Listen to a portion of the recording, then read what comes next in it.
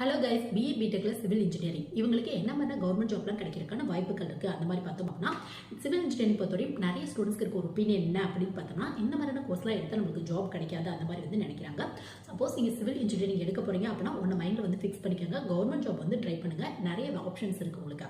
அதாவது மற்ற ஸ்ட்ரீமை கம்பேர் பண்ணும்போது சிவில், மெக்கானிக்கல், ட்ரிபிள் இவங்களுக்கு வந்து பார்த்தோம்னா கொஞ்சம் அதிகப்படியான கவர்மெண்ட் ஜாப் கிடைக்கிறதுக்கான வாய்ப்புகள் இருக்கு.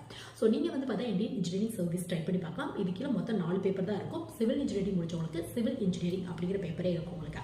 இது மட்டும் இல்லாமல் எஸ்எஸ்சியில் வர ஜூனியர் இன்ஜினியர் வந்து ட்ரை பண்ணி பார்க்கலாம். இதுக்கு வந்து சிவில், மெக்கானிக்கல், ட்ரிபிள் இது ரெலவெண்டான இன்ஜினியரிங் இல்லை டிப்ளமோ ஹோல்டர்ஸ் மட்டும் தான் ட்ரை பண்ண முடியும். ஸோ இன்ட்ரெஸ்ட் இருக்கு அப்படின்னா கண்டிப்பாக ட்ரை பண்ணி பாருங்க. சப்போஸ் நீங்கள் டிப்ளமோ சிவில் இன்ஜினியரிங்ல முடிச்சுட்டு அதுக்கப்புறம் வந்து பிஇ பிடெக் சிவில் இன்ஜினியரிங்ல முடிச்சிருக்கீங்க அப்படின்னா இந்த டிப்ளமோ பேஸ்ல ரயில்வே ரெக்ரூட்மெண்ட் போர்டில் வர ஜூனியர் இன்ஜினியருக்கான வேகன்சி வந்து இங்கே ட்ரை பண்ணி பார்க்கலாம். பட் நீங்கள் டேரக்டா வந்து இன்ஜினியரிங் படிச்சிருக்கீங்க அப்படின்னா ட்ரை பண்ண முடியாது. இது மட்டும் இல்லாமல் நீங்கள் கேட் எக்ஸாம் எழுதுங்க. கேட் எக்ஸாம்ல ஓரளவு நல்ல மார்க் வச்சிருக்கீங்க